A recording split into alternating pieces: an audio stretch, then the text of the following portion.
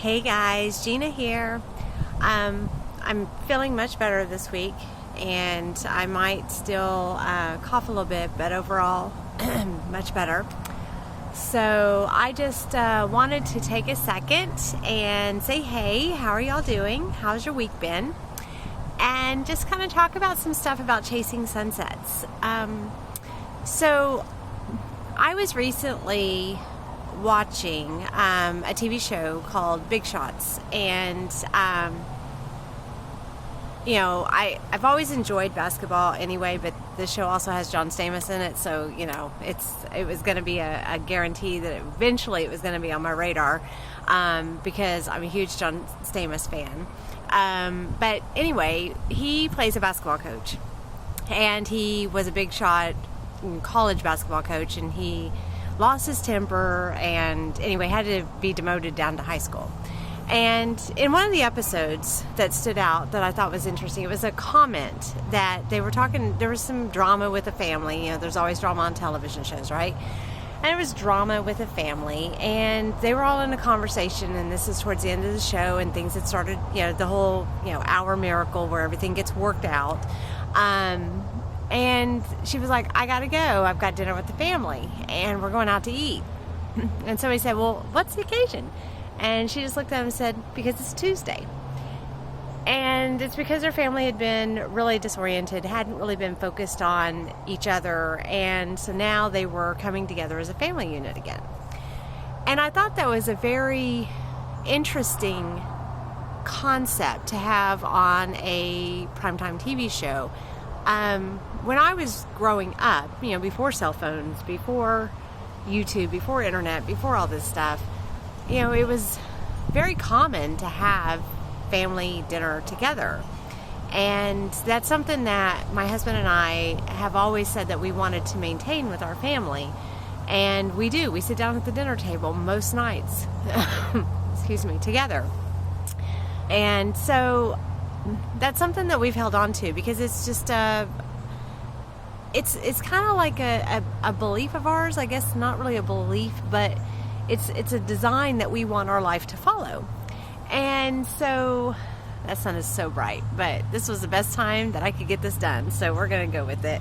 But anyway, so I thought it was kind of interesting how a lot of us grew up with certain cultures or beliefs or ways that we do things. And now that we have our own children and have our own families, and I know I'm kind of an anomaly starting my family at such an older age. Most of my friends have grandkids, but we seem to keep wanting that nostalgia. We seem to still want that, feeling of just togetherness, and we seem to have really missed out on it because of the way we're living our lives so busy now. And the whole purpose of chasing your sunset is to actually find your happy spot, because it is so easy to get so caught up and go and just not be yourself and to lose the things that you hold so dear. And I see marriages crumble. I see families destroyed, and that's just a day-to-day thing anymore.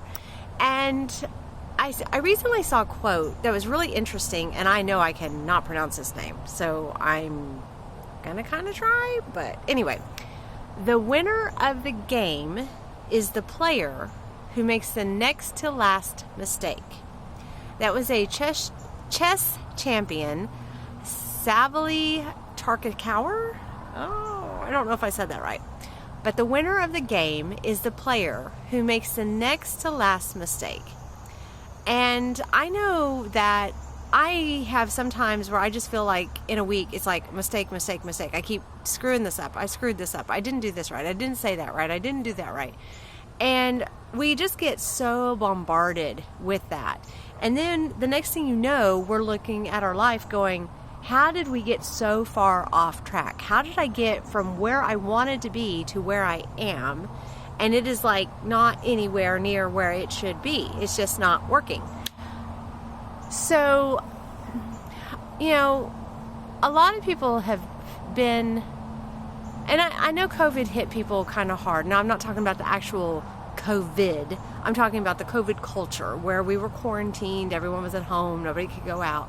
And for a lot of people, that was very mentally disabling, mentally troubling, a really hard time to avoid coughing. So anyway, this week the hubs and I were just reminiscing, just talking, and we were talking about the things that we missed that were pre-COVID. And we came up with three things. That was it. 3 things. The 3 things that we came up with were live music / concerts, festivals, and amusement parks. And with the amusement parks, we probably didn't go very often, but during the summer, we might go to Six Flags, or we might go to a water park or something of that nature, once or twice. So it wasn't like an all the time thing. Now, festivals, if there was a little festival in a town, we would go. We would just stop in and we'd walk around and we'd smell the smells and we'd hear the sounds and we'd, see the lights and just take in the atmosphere of it. And we love doing that. And live music, I don't know if we actually ever went to a formal concert, but there's a lot of music in the parks and different things around here. And at festivals, there'd be live music. So we would always take advantage of that kind of thing. And even if we didn't even know who the band was or necessarily like that genre, it was just fun to be out and enjoy that. So those were the 3 things that we determined that we missed that were pre-COVID. So, but what was interesting is in the next question we asked each other, what did we get most out of COVID? And interestingly enough, we had more dinner time table conversations because we weren't going out to eat. I mean, we never went out to eat really frequently, but it was like, hey, we're out busy running errands and we don't have any other choice, so we're going to go out to eat. And then we'd sit there exhausted because we were running ourselves ragged trying to do all that. One of the other things that we've gained is we play more board games. We watch more movies at home. We have more together time, just more family playtime. And not as stressed, not as hectic. And so we ended up having more benefits from the COVID era than we had of the things that we missed. And, yes, we'll get back to being able to go to festivals and we'll get back to being able to enjoy live music and we'll get back to going to amusement parks. It's not like that's never coming back. It's going to be a little bit, and because especially around here now, we've got another uptick with, I can't remember which variant. I think it's Delta, Delta Plus, Lambda, and Iota are all in the area, but whatever. I can't keep up with all the Greek alphabets that are happening right now. But anyway, so there's an uptick, and so we're reminded again of family togetherness and some of the things of those things that we had when we were younger and growing up, and we loved about being children of literally the 80s. Before there were 500 channels on TV, and before there was internet to, keep you occupied all day long, before there was this, before there was that. So, it's just kind of interesting how we live this hectic life now. And that's a royal we, everyone. If you're watching this channel, you're probably trying to figure out how to simplify your life a little bit. And so I wanted to talk about another quote that I heard this week, and it was actually from Oprah. And to me, it is the best way to kind of do a reset. She said, the way through the challenge is to get still and ask yourself, what is the next right move? So if you are finding yourself just overwhelmed, stressed, burnt out, and get it, got it, been there, have the t-shirt to prove it, sit still. Just stop for a second and go, okay, this is what I've got. You just take an inventory of what you've got. And even if you can't even think about some of the stuff that is stressing you out or so overwhelmed, because sometimes it's so there that we don't even realize that that's what that is that's doing it.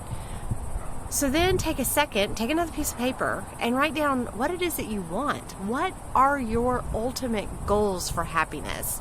Is it to get more sleep? Is it to have more board game nights? Is it to do this, do that? Only you know what those are. Maybe it is to live the New York Minute lifestyle and just be go, go, go and never have anything else. But then what you need to do is you need to look at your life and see what you need to change that you can change to get from where you are to where you want to be.